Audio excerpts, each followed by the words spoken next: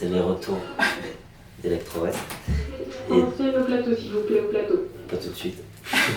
Bonjour à tous, c'est Plein Champ. Je suis dans la loge de Jean Chevalier à la Comédie Française. Bonjour. Vous êtes l'un des comédiens quand même les plus jeunes de la Comédie Française. Vous avez pu tourner dans des films et apparaître dans une série. Je vous ai reconnu dans 10%. Petite apparition. Qu'est-ce qu'on peut encore vous souhaiter pour la nouvelle décennie après tout ça? Une nouvelle décennie, que ça continue quoi. Enfin, genre, c'est que je prenne du plaisir dans ce que je fais. Ok, pas de projet autre, quelque chose où on Non. se dit dans les années 2020, quelque chose Je qui sais va pas. apparaître. Pas d'envie particulière, Si, j'ai des envies, j'ai des désirs, mais des rêves, mais par exemple? j'aimerais bien faire du cinéma ou des choses comme ça, mais là c'est tellement joyeux ce qui m'arrive ici. J'ai tellement des rôles magnifiques et je joue avec des gens magnifiques, donc pour l'instant je souhaite juste que ça dure un petit peu. Est-ce que, en partant de cette pièce, vous pouvez m'expliquer votre parcours? Ah, L'Oiseau Bleu. C'est une mise en scène de Nazim, une écriture de Nazim Boudjena. Et c'est mes premiers pas au cours Florent, enfin, à peu près. Et c'était une grande aventure parce que c'était une super bande de copains. Et puis moi je jouais le poisson rouge, qui était un rôle très émouvant à jouer, j'aimais beaucoup, qui cherchait son père. C'était fort, c'était très intense, Nazim quoi. C'était un projet mis en scène par Nazim, donc c'était très passionnel.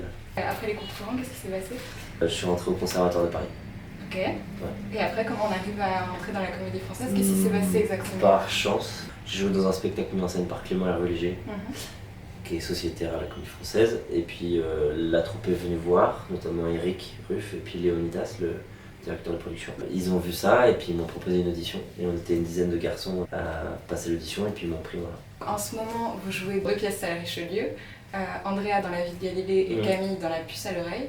Je trouve que dans vos rôles, à chaque fois, enfin dans ceux-là, mais même dans Fanny et Alexandre, à chaque fois, ce sont des personnages qui sont assez enfantins au début, un peu naïfs et qui prennent beaucoup de maturité au fur et à mesure de la pièce et qui veulent se faire entendre. Est-ce que vous avez l'impression qu'on vous met dans ce genre d'emploi? Comment en fait on arrive à cette familiarité entre tous ces personnages? Julie Deliquet, j'ai passé une audition, ça s'est passé avec elle, il y a eu une vraie rencontre, elle m'a proposé ce rôle d'Alexandre. J'ai l'impression que j'ai juste joué le processus de ma maturation, je sais pas comment expliquer ça, d'Alexandre, la manière dont il grandit. Donc j'ai juste essayé de le jouer un petit peu sincèrement. Après c'est vrai que oui, c'est toujours des personnages qui ont une évolution et peut-être que dans ma méthode de jouer, je grandis dans la pièce, je dois sûrement prendre confiance en jouant.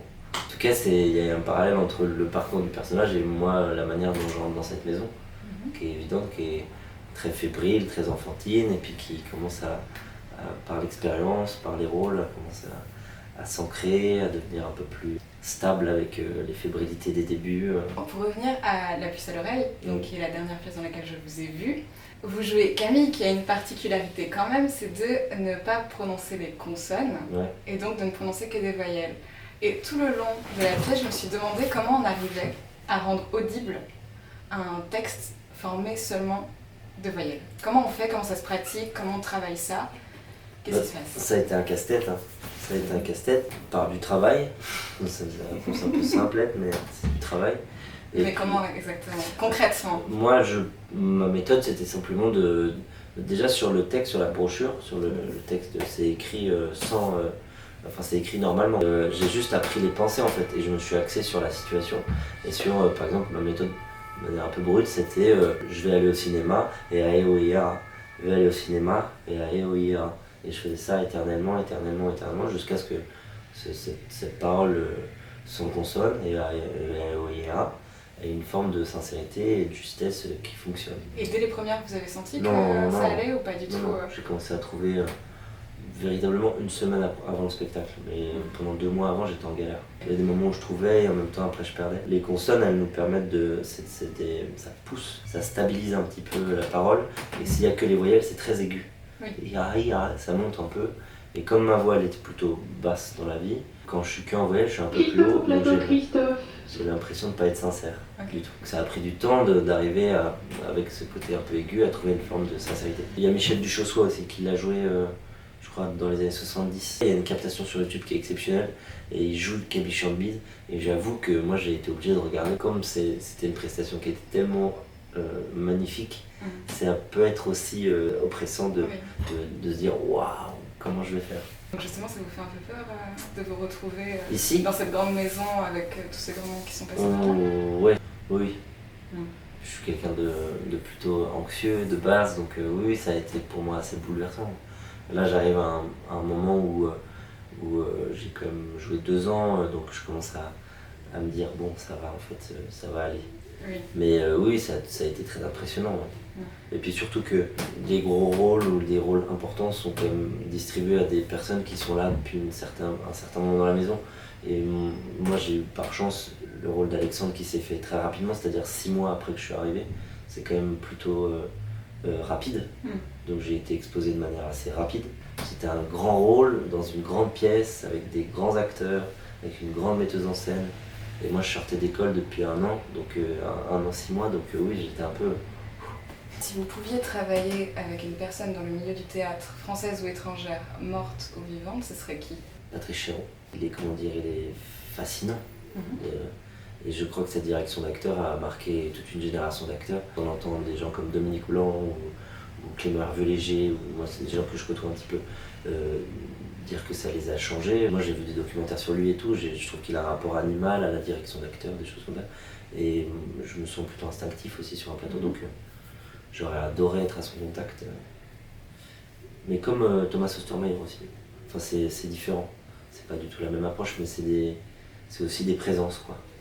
Si vous deviez conseiller une pièce, non pas à voir, mais à lire, ce serait laquelle? Cyrano de Bergerac. Pourquoi? Bon, en tout cas, c'est la première pièce que j'ai lue et qui m'a fasciné, parce que c'est simple et c'est puissant et c'est beau, c'est l'humanité, quoi. Il y a un côté conte, quoi, il y a une aventure, c'est beau, quoi. Quel a été votre coup de cœur cette année en tant que spectateur? C'est tous des oiseaux de Voyage du Wawad à la colline, avec 2 copains à moi sur Yacoub et Jérémy Galliana qui avaient les premiers rôles, ils étaient fantastiques. Ok, donc ce ne sera pas le coup de cœur de cette année, mais le coup de cœur en règle Ouais, générale. d'il y a 1 an et demi. Est-ce que vous avez un rituel avant de monter sur scène? J'en ai plein. Je me fais une séance de respiration avant, j'ai des petits rituels, mais de l'ordre de l'intime. Moi, je suis très ritualisé dans ma manière d'aller au plateau. Mais c'est des trucs... Trop personnel? Ouais. Bon, bah merci beaucoup. Merci à toi. Merci beaucoup d'avoir regardé cette vidéo. Donc, vous jouez dans La puce à l'oreille qui se joue jusqu'au... Mi-février à peu près. Et La vie de Galilée. Mi-janvier à peu près. Il y aura Scapin aussi, mais je le reprends pas tout de suite. D'accord. En décembre, à partir de décembre. Ok. Ouais. Bah, alors, je peux vous conseiller d'aller voir ces 3 pièces. Et puis, si vous avez aimé cette vidéo, vous pouvez la liker, la commenter, la partager. Et merci beaucoup. Merci.